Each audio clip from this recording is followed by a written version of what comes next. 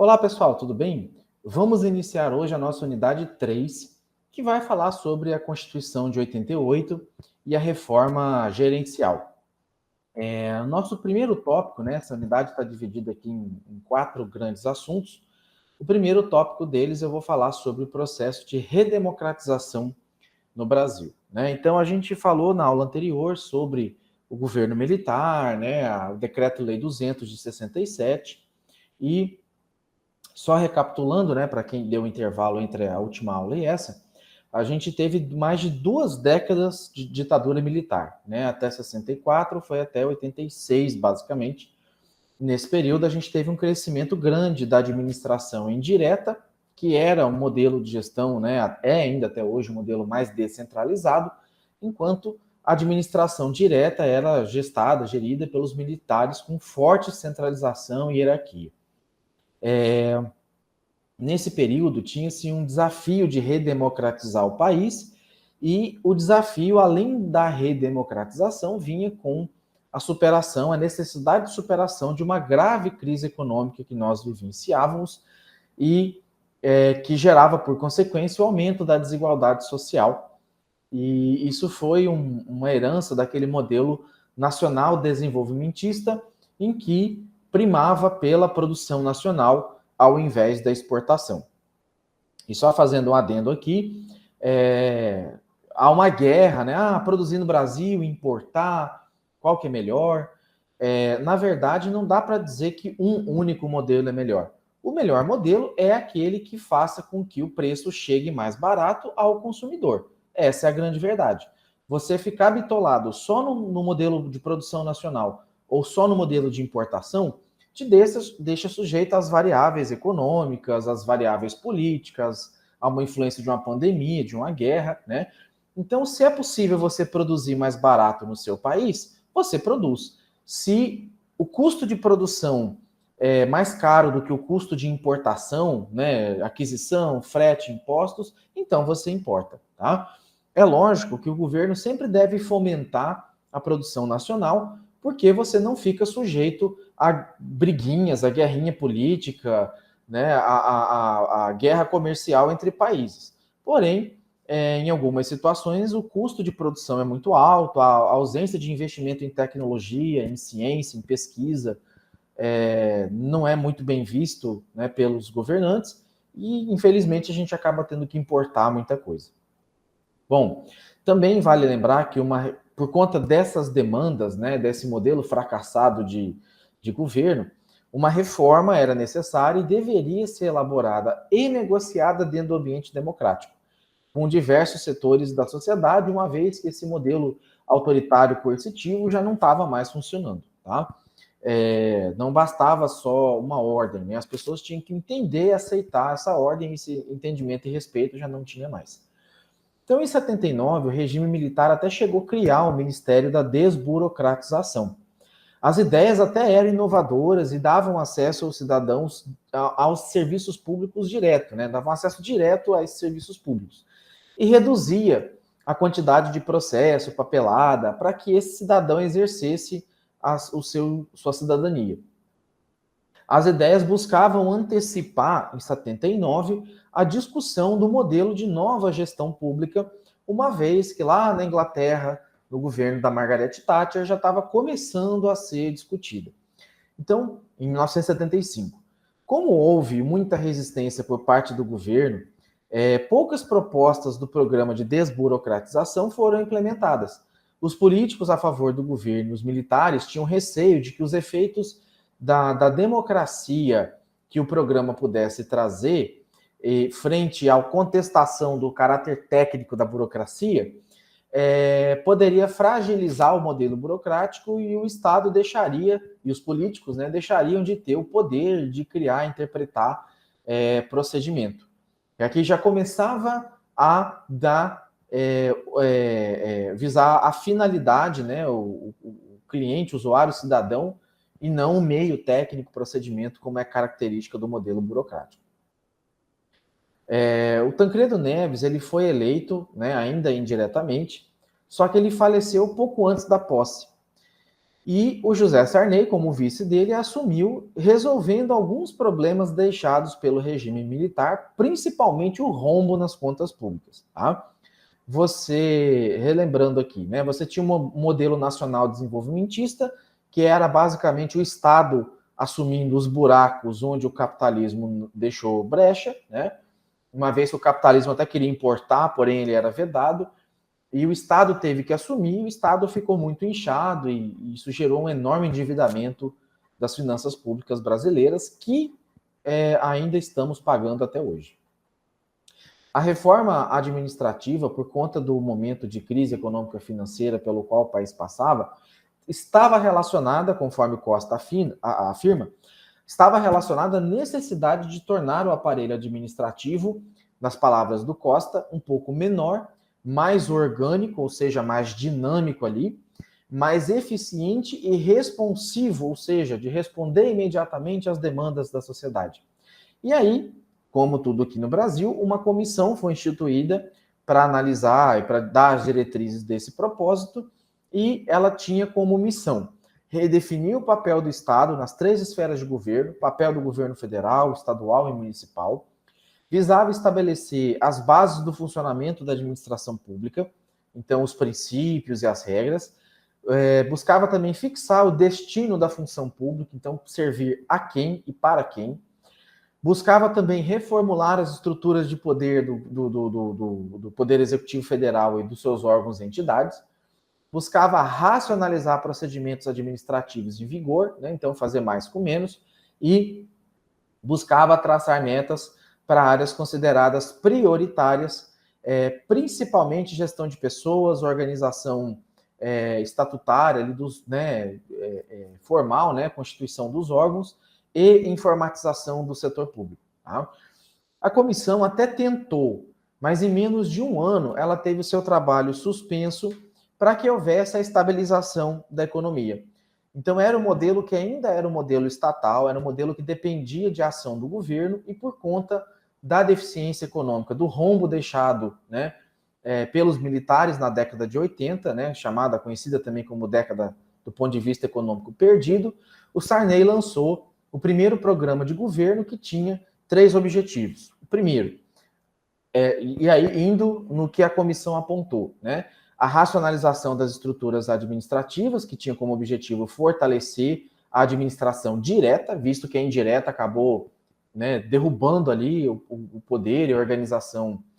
A indireta acabou prevalecendo sobre a direta, ele queria voltar justamente ao status normal, correto. O segundo ponto era que havia necessidade de formular políticas de recursos humanos, de pessoas capacitadas, formadas, estabilizadas, que pudessem investir e progredir na carreira, tá? E aí veio como desmembramento, né, a valorização da função pública, porque antes era só pessoas preguiçosas, pessoas que só queriam mamar na teta, né, entre aspas assim, e visava renovar o quadro de pessoal para dar uma oxigenada, trazer gente qualificada, com ideia inovadora, que pudesse se dedicar à carreira e não ficar sujeita a vontades políticas. Tá? E o terceiro ponto, o terceiro objetivo era a contenção de gasto público, ou seja, eu tinha que mudar, tinha que transformar, mas ao mesmo tempo eu não podia gastar muito porque estava tendo grande inflação e o gasto público tinha que ser mais eficiente e mais racional. E uma das maneiras de se fazer isso era frear o crescimento da administração indireta, que não tinha limitação de número de contratações de pessoas, então tinha 2, 3 pessoas fazendo o serviço de uma, tinha cabide de emprego, tinha acomodação política, entre outras coisas. Então, a prometida reforma da administração pública, ampla e modernizadora, acabou dando lugar a uma reforma um pouco mais tradicional, mais acanhada, que acabou sendo voltada mais para a racionalização dos meios. Então, por exemplo, em vez de criar uma política que facilitasse ali o acesso das pessoas ao financiamento habitacional, acabou transferindo a responsabilidade das políticas de habitação do Banco Nacional para a Caixa Econômica Federal, né, para uma empresa pública. Faltava no governo Sarney mais integração entre os órgãos responsáveis pela coordenação das reformas e mais articulação, principalmente política e técnica do ponto de vista do planejamento e modernização da estrutura e das pessoas. O Sarney enfrentava dois grandes problemas. Ele tinha uma dificuldade política por conta dos acordos que foram firmados na época por Tancredo Neves, ele tinha uma dificuldade de cumprir isso daí, e como ele foi um cara que assumiu o poder, né, em razão do falecimento dele, do Tancredo, isso meio que gerava um ato de ilegitimidade. As pessoas não reconheciam o governo dele como um governo legítimo, porque elegeram ele para vice e não para presidente. Tá? Então, como se já não bastasse, e como já é tradição no Brasil, faltava um diagnóstico real sobre o Estado brasileiro, faltavam informações, apesar de já existir o IPEA e o IBGE, muitos desses dados eram falhos, muitos desses dados não eram confiáveis. E, embora os objetivos a serem alcançados eram bem claros, né, como controlar as finanças públicas, democratizar a gestão pública, revalorizar o servidor público, não estava claro qual era o modelo administrativo que seria capaz de resolver esses problemas. Então, a Assembleia Constituinte da época acabou contando com a participação de diversos setores da sociedade, em especial os servidores públicos, que esses sim conseguiram se articular e garantir a inclusão de diversas garantias no texto constitucional, tais como estabilidade, plano de carreira, assistência, benefícios, entre outras questões, tá? Progressão por mérito, avaliação, entre outras. Então, pela primeira vez na história das constituições brasileiras, houve a inclusão de um capítulo específico para falar sobre a administração pública. E aí, na última, né, na atual Constituição Federal de 88, foi instituído o fortalecimento do controle externo como um novo papel, principalmente para o Ministério Público, que passou a ser um agente fiscalizador do poder público. E diga-se de passagem, né, a lei que saiu aí ano passado, em 2021, tá, que me fugiu o número dela agora, acabou tirando parte desse poder que a Constituição tinha dado ao Ministério Público. Parte dessa lei foi originada justamente por parlamentares que eram e são alvos ainda da Lava Jato, e o desmonte da Lava Jato acabou fortalecendo a corrupção e enfraquecendo o combate à corrupção em si. Né? A Lava Jato tinha tudo, estava com todos os instrumentos para a punibilidade, e o rearranjo político, o rearranjo das leis e a conivência do Poder Judiciário acabou fazendo com que houvesse um fracasso generalizado. Também não dá para deixar de falar que parte de algumas decisões, de fato, foram parciais, conforme, né, comprovada, ainda que obtida por provas de maneiras ilegais, mas a gente mostra que até quando tentou-se fazer o certo, agiu-se de maneira errada. Tá? Então, a ideia de transparência governamental, ela foi fortalecida nessa Constituição com a adoção do princípio da publicidade, né, entre os princípios gerais da administração pública, que é o LIMP, né? Era o LIMP com P mudo, e depois com a emenda constitucional 19 de 98, foi incluído o E da eficiência, que é o da legalidade, impessoalidade, publicidade, moralidade e eficiência. Tá? E também houve a criação do habeas data, que foi um mecanismo que assegura ao cidadão o acesso aos dados, às informações públicas, que foi regulamentado pela Lei 12.527 de 2011. Outro aspecto característica da democratização presente na Constituição foi a instituição, a criação de instrumentos de participação da população na deliberação, na escolha pública e no controle dos gastos públicos. A gente deve falar disso um pouquinho mais nas próximas aulas. Um outro grande avanço se deu em razão da descentralização da maior parte das políticas públicas, a exemplo do SUS, com o repasse de funções, responsabilidades e recursos para governos, né, subnacionais, para governos estaduais, para que eles fizessem a gestão desse recurso a fim de aproximar o governo do cidadão e tornar o serviço mais eficiente.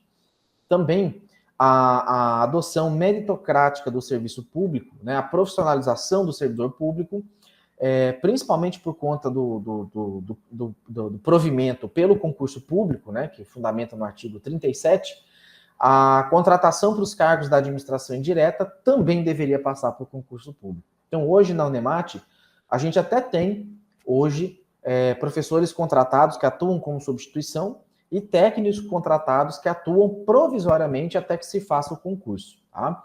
Inclusive, o próprio Ministério Público tem batido na Unemat para que se faça o concurso, só que, devido à Constituição Estadual de Mato Grosso, se eu não salvo engano, no seu artigo 32, fala que o provimento das carreiras do serviço público estadual é competência privativa do governo do estado de Mato Grosso. Então, cabe ao Unemat solicitar e justificar a demanda por concurso público, mas a autorização quem dá é o governo do estado de Mato Grosso, e para isso ele pede todo um planejamento, ele pede todo um estudo técnico para que ele autorize, né, estudo técnico e financeiro, para que ele possa fazer a autorização.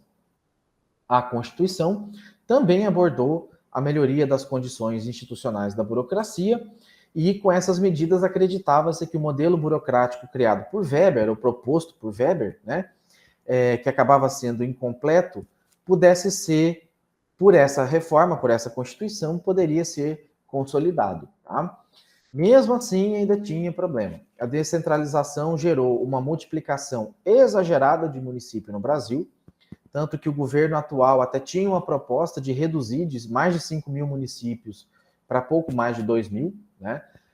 Cáceres, que hoje tem aqui 18 municípios em volta, passaria a ter, pelas novas regras, né, se fossem aprovadas, passaria a ter, acho que, 9 ou 10 municípios, se eu não me engano, então reduziria quase que a metade. Em nível de Brasil, também reduziria para mais da metade, seriam 2 mil e poucos municípios, mais ou menos.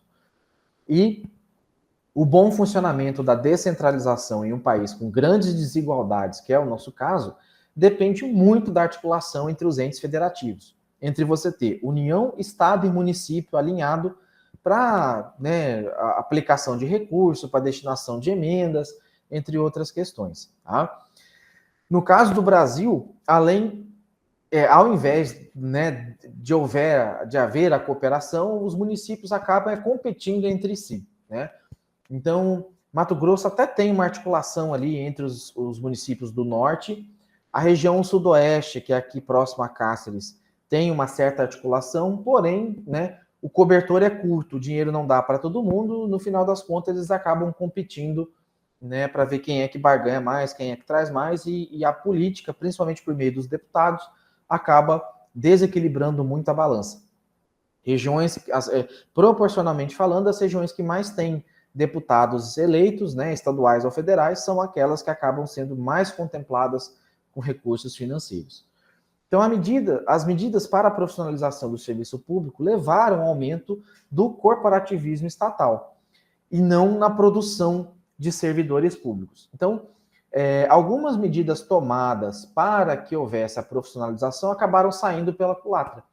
Em vez dos servidores, né, isso também não é regra, tá? Mas acabou tendo um efeito indesejado.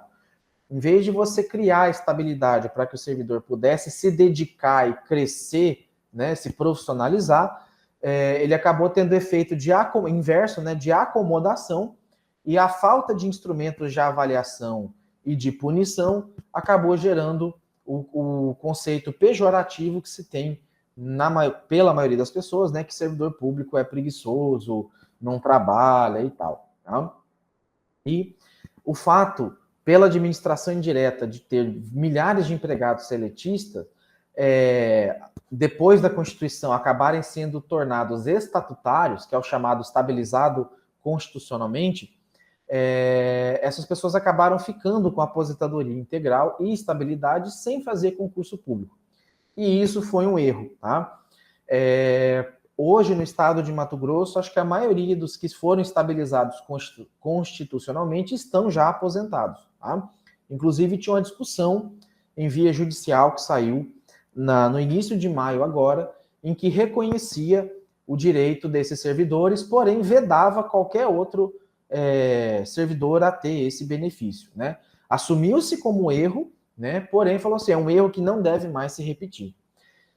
E esse fato ocorreu por conta da aplicação do regime jurídico único, o RGU, a todos os servidores públicos, né? Então ele não diferenciou seletista de estatutário e não diferenciou o regime de contribuição, se seria fundo de regime próprio de previdência ou regime geral de previdência. Tá?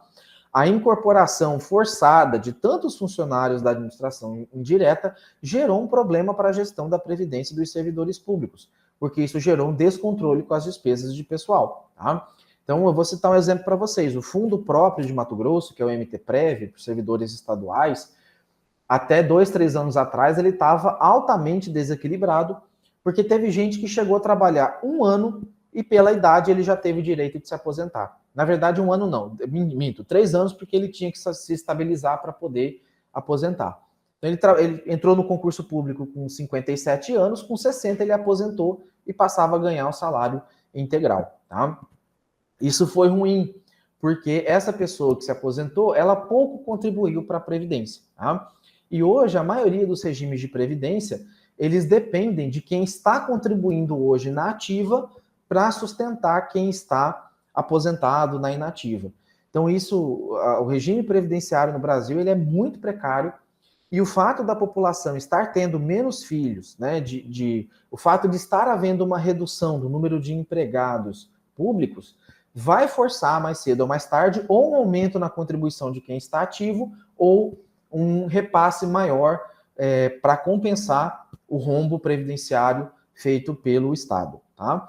Então, essas medidas que foram adotadas na época criaram sérios problemas para o equilíbrio das contas públicas. Tá? E aí, de maneira geral, as principais mudanças na administração pública instituídas pela Constituição de 88 foram as mesmas regras para administração direta e indireta, principalmente concurso público e aquisições, tá? Adoção do regime jurídico único, né, de funcionamento, então estatutário, não tem mais seletista, tá? Exceto algumas autarquias e algumas empresas públicas de âmbito federal. Criou a estabilidade no emprego público, criou a possibilidade de aposentadoria integral e as regras para que isso acontecesse, e o plano de carreira pública passou a prever a criação da carreira dos gestores governamental. Então, a figura que, inclusive, o Estado de Mato Grosso chegou a criar e já extinguiu. Tá? Hoje você tem um grupo de mais ou menos umas 60 a 70 pessoas do Estado de Mato Grosso que estão concursadas como gestores governamentais, porém, a falta de dizer o que é que essas pessoas fazem, o que elas têm que fazer como serviço, fez com que encerrasse a carreira delas. Tá? Então, não se tem mais hoje gestor governamental como carreira. Quem está empregado continua, mas não tem novas admissões. Tá? Então, com isso, eu encerro essa aula aqui desse momento e convido vocês para a próxima aula nossa, que vai falar sobre o governo Collor. Tá? Um abraço, até lá. Tchau, tchau.